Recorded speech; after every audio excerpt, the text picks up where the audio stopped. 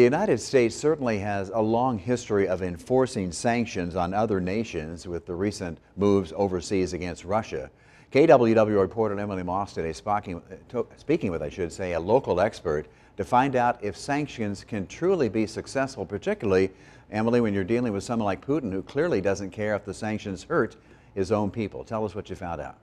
Ron, well, besides Russia, the United States has had decades-spanning sanctions on several other countries over topics ranging from Cold War bad blood to terrorist organizations and invasion concerns.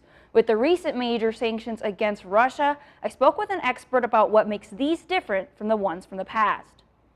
We've gone further in sanctioning Russia than we have in sanctioning really most other countries, almost any other country ever. University of Northern Iowa Political Science professor Dr. Brian Warby says, despite global response, sanctions typically haven't been that effective against countries like Iran, Syria, or North Korea. Sanctions lead to some kind of change in behavior, maybe like a third of the time or so. But Dr. Warby says there has already been an effect in Russia. The Russian currency, the ruble, dropped 40% in value in just the last month. While we're legitimately concerned about 7 and 8% inflation, because it's economically damaging, Russia has experienced like 80% inflation in less than a month. Dr. Warby says this increases the financial pressure on Russian President Putin. At some point, presumably, he will start running into trouble being able to pay to keep the war machine going. But he says it may not be enough. It's hard to see a situation though where Putin reverses his policy and decides, we came to invade Ukraine and take Ukraine back. It's too hard, so we're going back home. That would be the end for Putin politically. And the war in Ukraine may be far from over.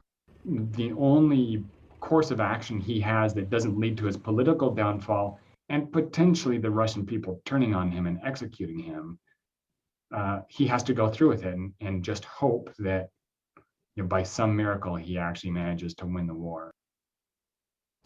The latest sanction was the ban on Russian oil imports in the U.S., but sanctions can really cover just about anything and anyone, ranging from entire countries and governments to specific people like President Putin himself. Ron?